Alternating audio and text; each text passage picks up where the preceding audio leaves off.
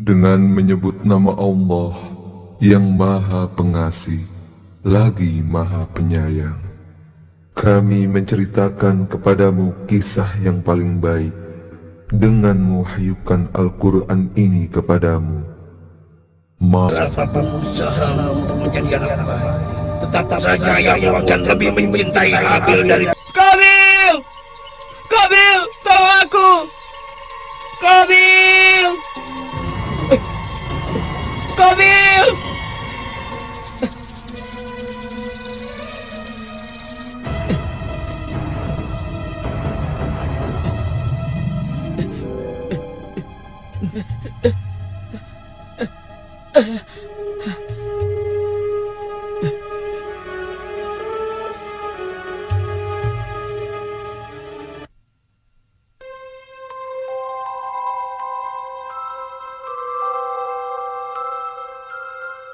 Qabil, kenapa tidak mau menolongku? Apakah kebencianmu begitu besar hingga ingin membiarkan aku mati? Aku tidak akan menolongmu. Aku pikir kau bisa dapat pelajaran jika bisa menyelesaikan masalahmu ini. Kupikir kau bisa. Tapi aku sudah pernah menghadapi masalah yang lebih buruk dari ini. Kalau kau tidak ingin membantuku, apa gunanya? Berhenti merengek.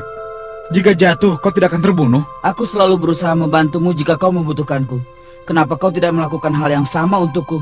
Setiap hari aku selalu berdoa pada Allah untuk membantumu berpaling dari pikiran jahat tentang aku. Kau tidak menyadarinya. Kau bilang apa? Apa salahku?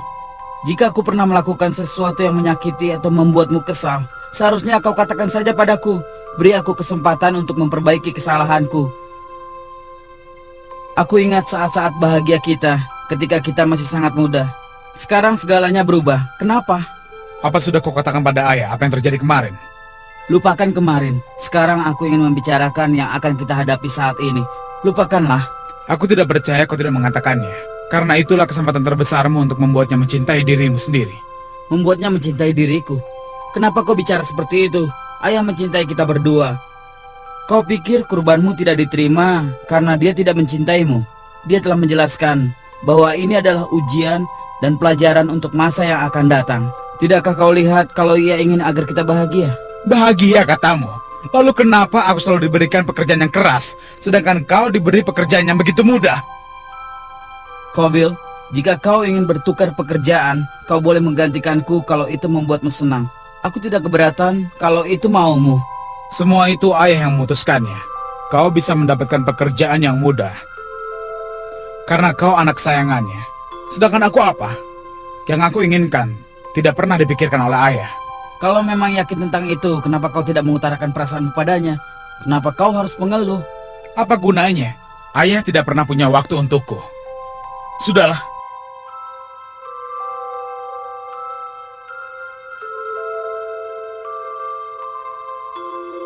Yang paling ditakutkan Habil adalah kalau hati Qabil yang kelam hanya akan mencelakakan dan mengecewakan dirinya sendiri.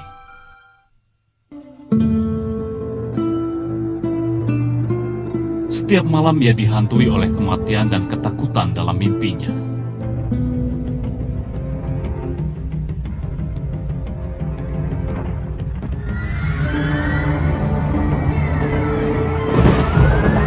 Qabil! Qabil! Apa kau bisa mendengarku? Qabil! Dengarlah aku, Qabil! Qabil! Tolong aku sudah dari lawan! Tolong, Qabil! Qabil yang ada yang kau mati! Aku tidak ingin membiarkan itu! Qabil, jauhlah! Aku tidak ingin kau mati, Qabil! Ayo, bangunlah! Bangunlah, Qabil! Dengarkan aku! Qabil! Bangunlah, Qabil!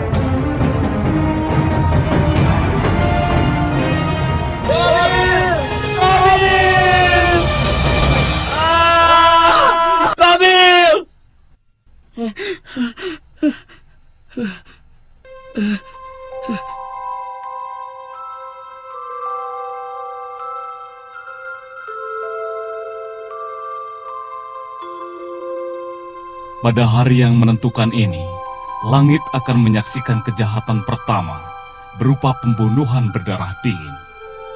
Hari ini, seorang kakak akan tanpa ampun melenyapkan kehidupan saudaranya tanpa alasan.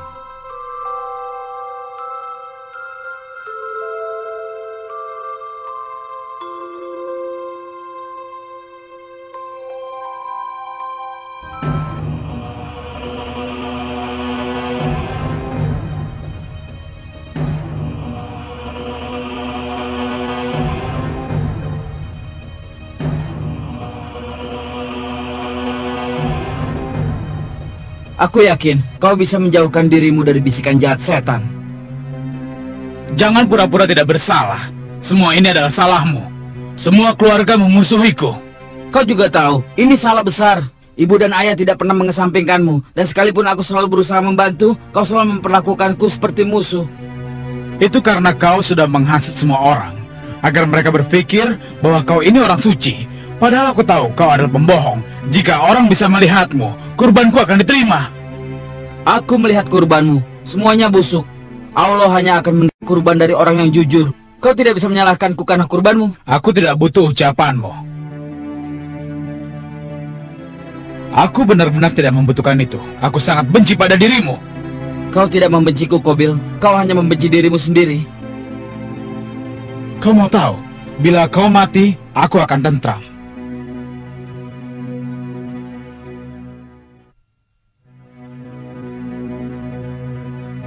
Kalau ingin membunuhku, lakukanlah. Tapi aku tidak akan melawanmu. Dasar munafik, pura-pura tidak berdosa. Semua keluarga memusuhiku karena kau. Kalau memang itu keinginanmu, bawalah dosaku dan dosamu ke neraka. Karena itulah hukuman untuk kejahatanmu. Semoga Allah mengampunimu. Sudahlah, aku sudah mau padamu. Tutup mulutmu itu.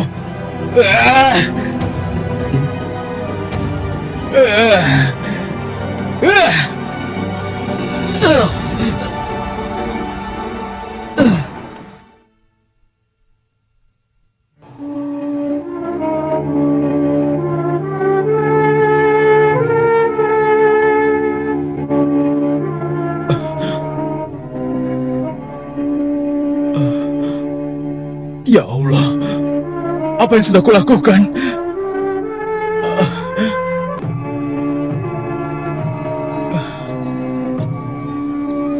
Aku bersalah.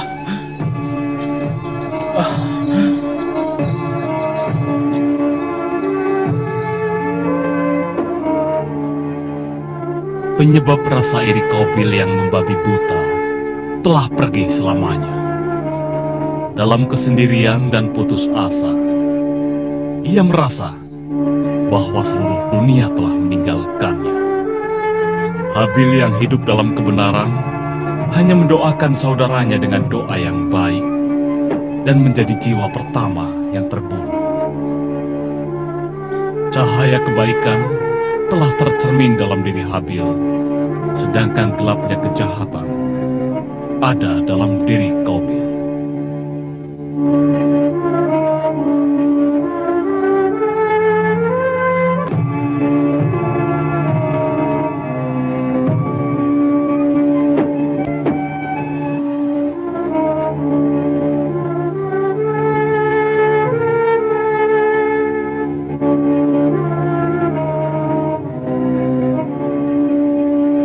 Habil, bangun. Habil, bangun Habil. Habil, dengarkan aku. Sudahlah, ya ampun, apa yang kulakukan? Apa aku sedang membunuh adikku sendiri?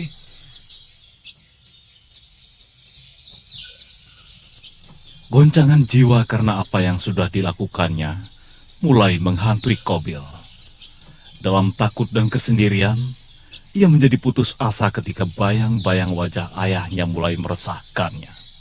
Dia pun berencana untuk mencoba membuat kebohongan yang meyakinkan untuk diceritakan pada ayahnya. Ia bertanya pada dirinya sendiri tentang apa yang telah ia lakukan. Tapi tetap saja, ia merasa bahwa ialah yang benar dan saudaranya lah yang salah. Saat ini menyembunyikan mayat adiknya adalah hal terpenting baginya.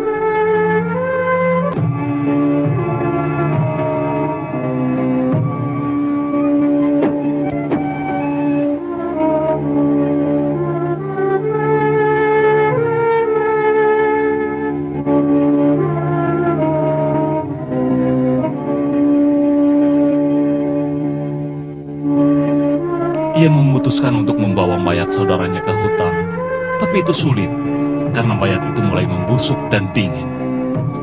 Ia menyeretnya sejauh yang ia bisa. Ia harus menyembunyikan kejahatannya, tapi bagaimana?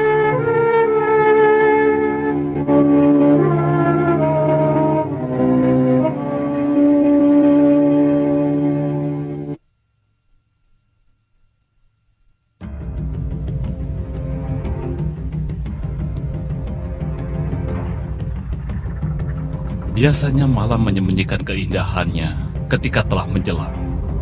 Tapi malam ini, isi hutan seolah berteriak memaki Qabil, terus-menerus menyebutnya seorang pembunuh. Karena dihantui perasaan bersalah, Qabil memohon agar semua itu tidak pernah terjadi.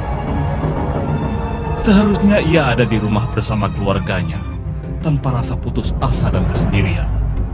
Ia mengumpulkan tenaganya dan mulai menyeret mayat itu kembali.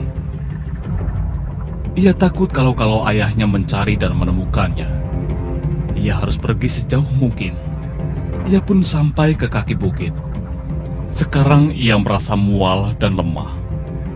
Hutan yang dulu bersahabat, tempat ia tumbuh dewasa, sekarang seolah sangkar yang memenjarakannya. Hari berikutnya pun tidak ada bedanya. Ia masih tidak tahu apa yang harus dilakukan dengan mayat adiknya itu. Rasa bingung, marah, dan bersalah yang ada dalam dirinya karena dia telah melakukan kejahatan pertama yang tega membunuh adiknya, terus-menerus menyiksa dirinya.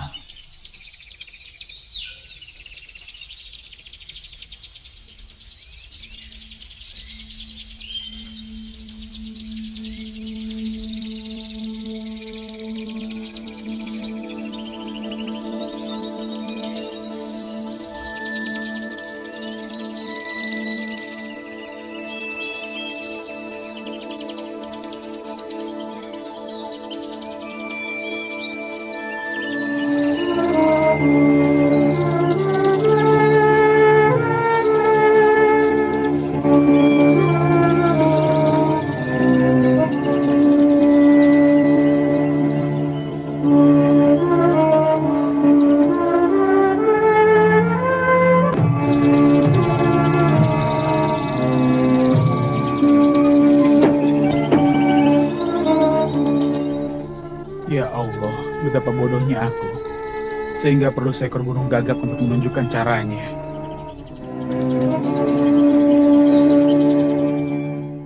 Qabil mengukur yang benar dan sah. Mereka telah mewarisi sifat dan karakter dari Qabil. Ini adalah takdir umat manusia hingga hari pembalasan.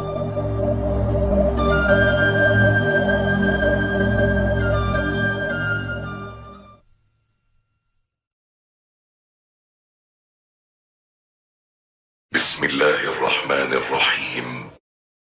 واتل عليهم نبأ ابني آدم بالحق إذ قربا قربانا فتقبل من أحدهما ولم يتقبل من الآخر قال لأقتلنك لأقتلنك. قال إنما يتقبل الله من المتقين. لئن بسطت إلي يدك لتقتلني ما أنا بباسط يدي إليك لأقتلك إني أخاف الله رب العالمين. صدق الله العظيم. Dengan menyebut nama Allah yang Maha Pengasih lagi Maha Penyayang, ceritakanlah kepada mereka kisah kedua putra Adam, Habil dan Kabil, menurut yang sebenarnya. Ketika keduanya mempersembahkan korban, maka diterima dari salah seorang dari mereka berdua, Habil, dan tidak diterima dari yang lain, Kabil. Kabil berkata, "Aku pasti membunuhmu." Berkata Habil, "Sesungguhnya Allah hanya menerima korban dari orang-orang yang bertakwa." Maha benar Allah dengan segala firman-Nya.